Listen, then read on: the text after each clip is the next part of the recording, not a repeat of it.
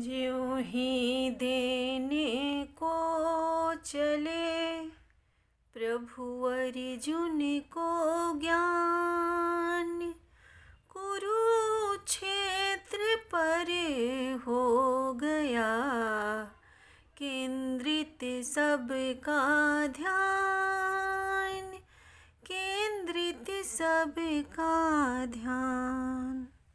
स्वागत है दोस्तों आपका अपना YouTube channel God is true में। भगवान अर्जुन को निमित्त बनाकर पूरे विश्व को गीता के रूप में जो महान उपदेश दिए हैं, जिसके द्वारा हर मनुष्य अपने कर्तव्य और अधिकार को अच्छी तरह से जान और समझ सकता है, जिसकी शुरुआत अर्जुन विषाद योग नामक गीता के पहले अध्याय से हो रही है। यह अध्याय गीता का प्रस्तावना रूप है। इसमें दोनों पक्ष के प्रमुख योद्धाओं के नाम गिनाने के बाद मुख्य रूप से अर्जुन को कुटुंब नाश की आशंका से उत्पन्न हुए मोह जनित विषाद का वर्णन है। हमारे चैनल पर आज से शुरू हो रहा है, जो छोटे छोटे अध्यायों के माध्यम से आप लोगों को सुनाया जाएगा। आप लोग इसे ज़रूर सुने, और अगर आप लोगों को ये वीडियो पसंद आए तो please God is true channel को सब्सक्राइब करें और इस वीडियो को लाइक करें और शेयर करें। चलिए सुनते हैं गीता जी के पहले अध्याय को। धृतराष्ट्र बोले, हे संजय, धर्म में भूमि कुरुक्षेत्र में एकत्रित युद्ध की इच्छा वाले मेरे और पांडु के पुत्रों ने क्या किया? संजय बोले, उस समय राजा दुर्योधन ने व्यूह रचना युक्त पांडवों की सेना को देखकर और द्रोणाचार्य के पास जाकर यह वचन कहा, हे आचार्य, आपके बुद्धिमान शिष्य द्रुपद पुत्र धृष्टद्युम्न के द्वारा व्यूहाकार खड़ी की हुई पांडु पुत्रों की इस बड़ी भारी सेना को देखिए। इस सेना में बड़े बड़े धनुष्यों वाले तथा युद्ध में भीम और अर्जुन के समान शूरवीर, सात्विक और विराट तथा महारथी राजा द्रुपद, धृष्टकेतु और चेकितान तथा बलवान काशीराज पुरुजीत, कुंती भोज और मनुष्यों में श्रेष्ठ सेव्य पराक्रमी योद्धा मनु तथा बलवान उत्तमौजा सुभद्रा पुत्र अभिमन्यु और द्रौपदी के 5 पुत्र, ये सभी महारथी हैं। हे ब्राह्मण श्रेष्ठ, अपने पक्ष में भी जो प्रधान हैं उनको आप समझ लीजिए। आपकी जानकारी के लिए मेरी सेना के जो सेनापति हैं उनको बतलाता हूँ।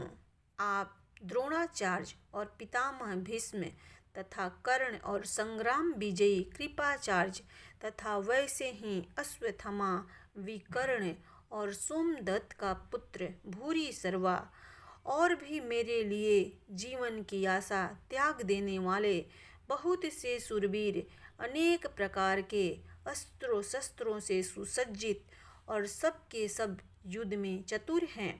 भीष्म पितामह द्वारा रक्षित हमारी वह सेना सब प्रकार से अजेय है और भीम द्वारा रक्षित इन लोगों की यह सेना जीतने में सुगम है।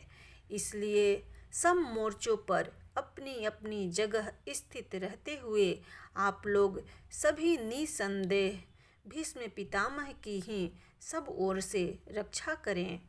संजय बोले, कौरवों में वृद्ध बड़े प्रतापी पितामह भीष्म ने उस दुर्योधन के हृदय में हर्ष उत्पन्न करते हुए ऊंचे स्वर से सिंह की दहाड़ के समान गरजकर शंख बजाया। इसके पश्चात शंख और नगाड़े तथा ढोल, मृदंग और नरसिंहे आदि बाजे एक साथ ही बज उठे। उनका वह शब्द बड़ा भयंकर हुआ।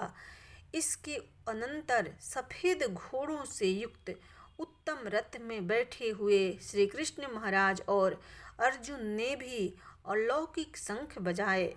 श्री कृष्ण महाराज ने पांचजन्य नामक, अर्जुन ने देवदत्त नामक और भयानक कर्म वाले भीमसेन ने पौंड्र नामक महाशंख बजाया। कुंती पुत्र राजा युधिष्ठिर ने अनंत विजय नामक और नकुल तथा सहदेव ने सुघोष और मणि पुष्पक नामक शंख बजाए। श्रेष्ठ धनुष वाले काशीराज और महारथी शिखंडी और धृष्टद्युम्न तथा राजा विराट और अजेय सात्विकी राजा द्रुपद और द्रौपदी के 5 पुत्र और बड़ी भुजा वाले सुभद्रा पुत्र अभिमन्यु, इन सभी ने हे राजन सब ओर से अलग अलग शंख बजाए और उस भयानक शब्द ने आकाश और पृथ्वी को भी कुंजाते हुए धृतराष्ट्र के अर्थात आपके पक्ष वालों के हृदय विदीर्ण कर दिए। हे राजन, इसके बाद कपिध्वज अर्जुन ने मोर्चा बांधकर डटे हुए धृतराष्ट्र संबंधियों को देखकर उन शस्त्र चलाने की तैयारी के समय धनुष उठाकर हर्षिकेश श्री कृष्ण महाराज से यह वचन कहा, हे अच्युत, मेरे रथ को दोनों सेनाओं के बीच में खड़ा कीजिए और जब तक कि मैं युद्ध क्षेत्र में डटे हुए युद्ध के अभिलाषी इन विपक्षी योद्धाओं को भली प्रकार देख न लूं कि इस युद्ध रूप व्यापार में मुझे किन किन के साथ युद्ध करना योग्य है, तब तक उसे खड़ा रखिए। दुर्बुद्धि दुर्योधन का युद्ध में हित चाहने वाले और जो ये राजा लोग इस सेना में आए हैं, इन युद्ध करने वालों को मैं देखूंगा। संजय बोले, हे धृतराष्ट्र, अर्जुन द्वारा इस प्रकार कहे हुए महाराज श्री कृष्णचंद्र ने दोनों सेनाओं के बीच में भीष्म और द्रोणाचार्य के सामने तथा संपूर्ण राजाओं के सामने उत्तम रथ को खड़ा करके इस प्रकार कहा कि हे पार्थ, युद्ध के लिए जुटे हुए इन कौरवों को देखो। इसके बाद पृथा पुत्र अर्जुन ने उन दोनों सेनाओं में स्थित ताऊ, चाचों और दादों परदादों को, गुरुओं और मामाओं को, भाइयों को, पुत्रों को, पौत्रों को तथा मित्रों को, ससुरों और सुहदों को भी देखा। उन उपस्थित संपूर्ण बंधुओं को देखकर वे कुंती पुत्र अर्जुन अत्यंत करुणा से युक्त होकर शोक करते हुए यह वचन बोले। अर्जुन बोले, हे कृष्ण, युद्ध क्षेत्र में डटे हुए युद्ध के अभिलाषी इस स्वजन समुदाय को देखकर मेरे अंग शिथिल हुए जा रहे हैं और मुख सूखा जा रहा है तथा मेरे में कंप और रोमांच हो रहा है। हाथ से गांडीव धनुष गिर रहा है और त्वचा भी बहुत जल रही है तथा मेरा मन भ्रमित हो रहा है, इसलिए मैं खड़ा रहने को भी समर्थ नहीं हूँ। हे केशव, मैं लक्षणों को भी विपरीत देख रहा हूँ तथा युद्ध में स्वजन समुदाय को मारकर कल्याण भी नहीं देखता। हे कृष्ण, मैं न तो विजय चाहता हूँ और न ही राज्य तथा सुखों को ही। हे गोविंद, हमें ऐसे राज्य से क्या प्रयोजन है अथवा ऐसे भोगों से और जीवन से भी क्या लाभ है। हमें जिनके लिए राज्य, भोग और सुख आदि अभीष्ट हैं, वे ही ये सब धन और जीवन की आशा को त्याग कर युद्ध में खड़े हैं। गुरुजन, ताऊ, चाचे, लड़के और उसी प्रकार दादे, मामे, ससुर, पौत्र, साले तथा और भी संबंधी लोग हैं। हे मधुसूदन, मुझे मारने पर भी अथवा तीनों लोकों के राज्य के लिए भी मैं इन सबको मारना नहीं चाहता, फिर पृथ्वी के लिए तो कहना ही क्या। हे जनार्दन, धृतराष्ट्र के पुत्रों को मारकर हमें क्या प्रसन्नता होगी। इन आतताइयों को मारकर तो हमें पाप ही लगेगा।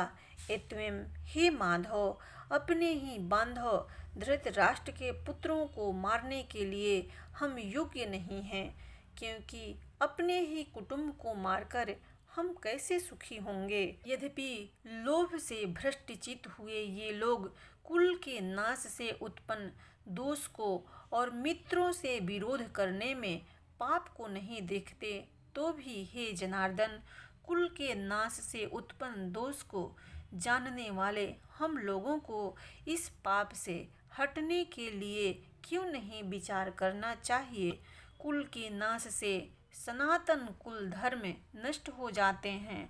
धर्म के नाश हो जाने पर संपूर्ण कुल में पाप भी फैल जाता है। हे कृष्ण, पाप के अधिक बढ़ जाने से कुल की स्त्रियां अत्यंत दूषित हो जाती है और हे वार्ष्णेय, स्त्रियों के दूषित हो जाने पर वर्ण संकर उत्पन्न होता है। वर्ण संकर कुल घातियों को और कुल को नरक में ले जाने के लिए ही होता है। लुप्त हुई पिंड और जल की क्रिया वाले अर्थात श्राद्ध और तर्पण से वंचित इनके पितर लोग भी अधोगति को प्राप्त होते हैं। इन वर्ण संकर कारक दोषों से कुल घातियों के सनातन कुल धर्म और जाति धर्म नष्ट हो जाते हैं। हे जनार्दन, जिनका कुल धर्म नष्ट हो गया है, ऐसे मनुष्यों का अनिश्चित काल तक नरक में वास होता है, ऐसा हम सुनते आए हैं। हाँ शोक, हम लोग बुद्धिमान होकर भी महान पाप करने को तैयार हो गए हैं, जो राज्य और सुख के लोभ से स्वजनों को मारने के लिए उद्धत हो गए हैं।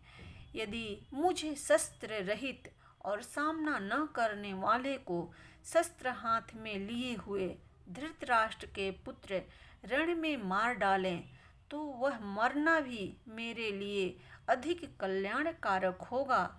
संजय बोले, रणभूमि में शोक से उद्विग्न मन वाले अर्जुन इस प्रकार कहकर बाण सहित धनुष को त्याग कर रथ के पिछले भाग में बैठ गए। इस प्रकार श्रीमद्भागवत गीता के श्री कृष्ण अर्जुन संवाद में अर्जुन विषाद योग नामक प्रथम अध्याय संपूर्ण हुआ।